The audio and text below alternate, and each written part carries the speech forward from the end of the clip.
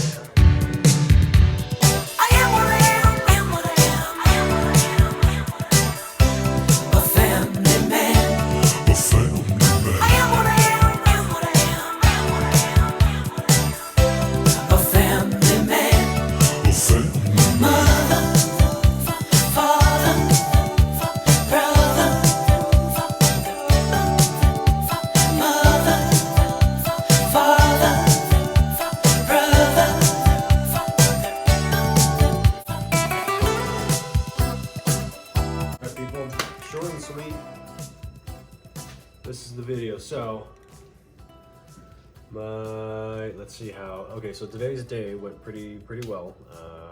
This is what we did. So okay, well, it didn't go as well as I was hoping. So the Forerunner business with the sway bar and the links, I was not able to get that done. I ran out of time, unfortunately, and it's already 12, so I need to eat now, get myself ready for tomorrow, because I'll be headed right back here, take care of some business, and that business is more work, so, you know. Anyways, so, all right, so this is what we did. You saw me clean the engine. Now, unfortunately, there was a lot of footage that was not able to be filmed. The reason is because the video, or the phone died, which stinks, but you know, it happens. So I did get what I could, and I'll splice in, you know, I will have already spliced in some stuff that you guys will see. But yeah, anyway, so engine is now clean. I used the last 2 bottles of my oven cleaner that I got from the dollar store for $1.25, and that went pretty well. By the time I finished those up, I had some super clean, that purple bottle, and was able to clean up the rest of the stuff from there. But just use this to clean her up. That's how it went. So I'm going to show you guys the results of that. I'm officially closed up here, so this is gonna be fun. So anyways, so it's covered right now because I've been porting these cylinder heads. And mind the mess. This is actually relatively somewhat organized, but you know, I'm gonna be organizing more. But anyways, so it looks a heck of a lot better now. Looks like a normal engine. And this is super exciting because, you know, it's one step closer to the machine shop. Now, when I send this to the machine shop, I will have them hone this, make sure that it's perfect, true and straight and all that good stuff. And then based on that hone, will, you know, they'll let me know beforehand whether, you know, what size pistons I need to get. So from there, those will be taken care of. That's gonna be fun. That's a different subject. But anyways, the main part here is that when I send this over, I'm gonna have them just shave off a slight bit off the top on both sides. Now the reason that is because I want to increase this engine's compression ratio. Now this thing is going to be dripping light oil. I did WD-40 this whole thing so that way I didn't have to deal with the flash rusting or just rusting in general.